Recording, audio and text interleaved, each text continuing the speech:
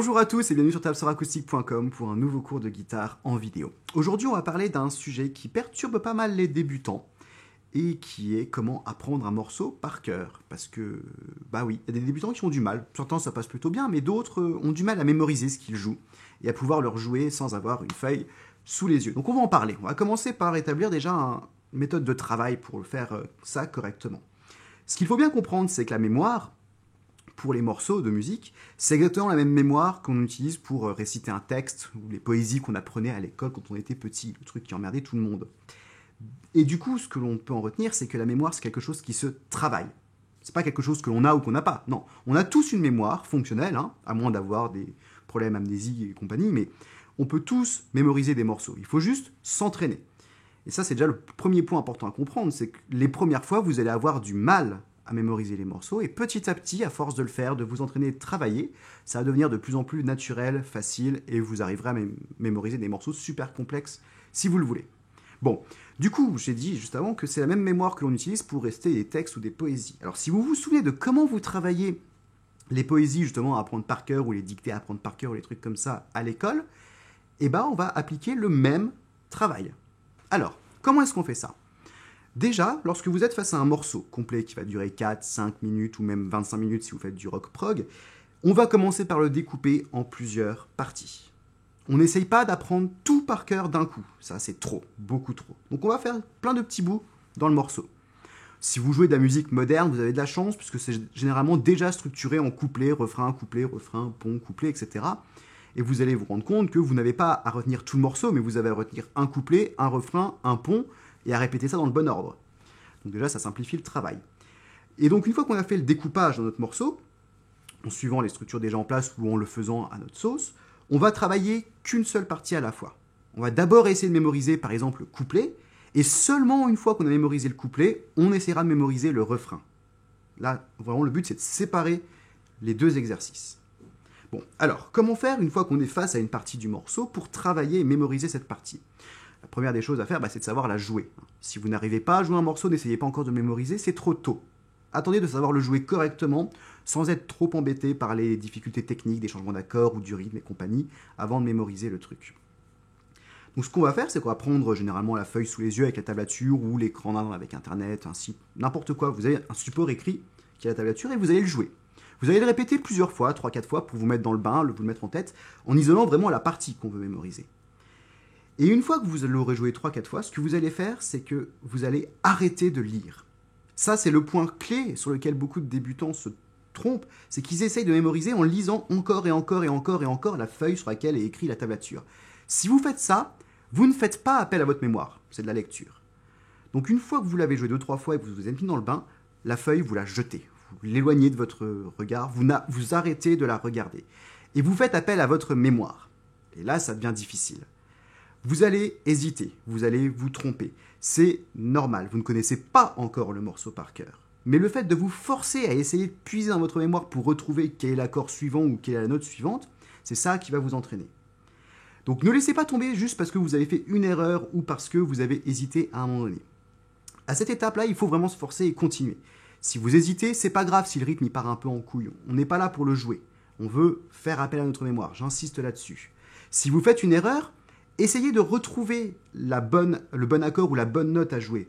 Vous l'entendrez si c'est une erreur. Vous allez vous dire « Ah, ça c'est faux ». Alors, au lieu de tout de suite prendre la feuille pour regarder quel était le bon accord, cherchez un peu, essayez. Et si vraiment, après 3-4 accords essayés, vous ne trouvez pas lequel c'était, là, vous pourrez reprendre la feuille pour vérifier qu'est-ce que c'était. Vous vérifiez votre erreur, vous remettez la feuille de côté et vous recommencez. À nouveau, sans la feuille. Vous faites ça quelques minutes, quelques dizaines de minutes, tous les jours. Et j'insiste sur le fait de le faire tous les jours. Parce que après l'avoir fait 10-15 minutes, vous allez peut-être avoir mémorisé le couplet. C'est cool. Mais si vous arrêtez de jouer de la guitare et que vous vous y remettez le lendemain, vous en aurez probablement oublié la moitié. La mémoire, elle ne se convertit pas en mémoire à long terme comme ça en claquant des doigts. Du coup, le lendemain, vous allez devoir refaire ce travail. Ça sera un petit peu plus facile, vous aurez un petit peu plus de souvenirs. Et après 3, 4, 5, 10 jours, suivant la complexité de ce que vous travaillez, vous le connaîtrez par cœur de chez par cœur et vous ne l'oublierez pas du tout avant très très très longtemps. Donc vous voyez, c'est rien de très très compliqué. Il faut juste bien comprendre qu'on veut entraîner notre mémoire. Et pour Pour ça, il faut faire appel à notre mémoire. Tant que vous aurez une feuille sous les yeux pour vous sauver en cas d'hésitation ou de doute, vous ne mémoriserez pas le truc. Cachez-la, brûlez-la, envoyez-la, je sais pas, chez quelqu'un, on s'en fout. Et juste arrêtez de lire pour faire travailler votre mémoire. Bon, donc ça c'est la méthode de travail. Si vous le faites, vous y arriverez. Cependant, j'ai quand même quelques conseils de plus à vous donner pour pas trop vous compliquer la vie. Premièrement, travaillez cette méthode sur des morceaux faciles. Plus le morceau sur lequel vous travaillerez est facile en termes de technique, d'enchaînement, etc., plus vous pourrez vous concentrer justement sur votre mémoire et plus vous aurez de facilité à le mémoriser. Et comme je l'ai dit, la mémoire c'est quelque chose qui se travaille. Du coup, entraînez-vous sur des morceaux faciles et plus tard, lorsque vous attaquerez des morceaux plus complexes dans leur structure, dans leurs enchaînements, etc., et bien là, vous serez beaucoup plus préparé pour le mémoriser. Deuxième conseil assez important, écoutez le morceau que vous travaillez. Écoutez-le plein de fois. Et je ne parle pas de le mettre en fond sonore pendant que vous êtes en train de manger ou sous la douche ou autre, non. Écoutez-le attentivement. 5 fois, 10 fois, 15 fois de suite. Vous allez finir par vous en dégoûter, sans doute, mais au moins vous l'aurez tellement en tête que vous ne pourrez plus l'oublier. Et ça va grandement vous aider à mémoriser le morceau, puisque à chaque fois que vous allez faire une erreur, vous vous en rendrez compte tout de suite. À chaque fois que vous allez hésiter, vous saurez tout de suite qu'est-ce qui vient après. Un autre conseil qui ne va pas plaire à tout le monde, c'est d'apprendre de la théorie. Parce que la théorie, notamment l'harmonie musicale, ça nous explique les rapports entre les notes, les accords et tout ça. Et du coup, si vous comprenez l'harmonie, là ça demande beaucoup de travail, mais si vous comprenez vraiment bien l'harmonie, vous comprendrez la logique qu'il y a dans un morceau. Pourquoi tel accord est suivi par tel accord. Vous comprendrez pourquoi telle note apparaît à tel endroit et pas à tel autre endroit. Et du coup, si vous comprenez cette logique, la musique a un sens. Et c'est beaucoup plus facile de mémoriser quelque chose qui a un sens. Faites l'essai si vous ne croyez pas. Apprenez une poésie en français. Généralement, vous comprenez ce qui se raconte. Bon, pas toujours, ok, c'est de la poésie. Mais vous savez ce que veulent dire les mots, donc vous n'avez pas trop de difficulté à la mémoriser. Essayez d'apprendre maintenant par cœur une poésie en russe. Vous pouvez l'apprendre phonétiquement, syllabe par syllabe. Mais si vous ne savez pas parler le russe, vous ne saurez absolument pas ce que la poésie raconte et vous allez vraiment avoir du mal à l'apprendre par cœur. La musique, c'est pareil. Si vous ne comprenez pas qu'est-ce que veulent dire ces accords et ces enchaînements, ça va être beaucoup plus difficile. Bon, c'est vraiment pas un conseil qui s'applique à tout le monde, parce que ça demande beaucoup de travail pour réussir à avoir suffisamment de connaissances en harmonie pour comprendre ce que vous jouez, mais c'est une des raisons pour laquelle je vous conseille d'apprendre un minimum de théorie musicale. Un dernier conseil, qui celui-là est un petit peu plus pratique à appliquer, c'est d'essayer de réécrire la tablature ou la partition du morceau que vous jouez. Et je ne parle pas de recopier, je parle justement de mettre de côté le support papier et d'essayer de prendre juste une feuille et un crayon, pas de guitare, rien d'autre, feuille et un crayon, et d'écrire la suite d'accords ou la suite de notes. Là encore, le but du jeu, c'est de puiser dans notre mémoire pour se demander, après tel accord, c'est lequel.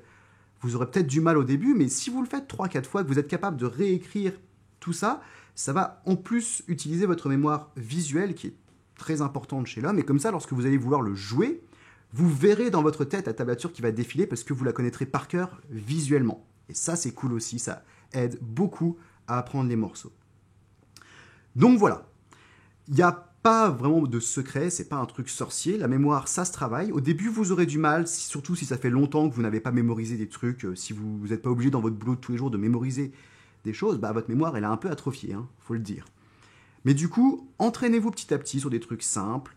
Faites vraiment beaucoup appel à votre mémoire, ça va la motiver, ça va la muscler et ça va aller de mieux en mieux avec le temps. Et un jour, vous pourrez apprendre des morceaux comme Stairway to Heaven qui sont compliqué parce qu'il y a plein de parties bizarres qui changent tout le temps et vous pourrez l'apprendre par cœur en quelques jours, ça posera pas de soucis. Faut juste s'entraîner. Donc, sur ces belles paroles, je vous laisse, moi, je vous dis à la prochaine sur tabsuracoustique.com pour d'autres cours de guitare en vidéo. Et comme d'habitude, vous pouvez nous rejoindre sur facebook.com/t4aguitare ou twitter.com/tabsuracoustique.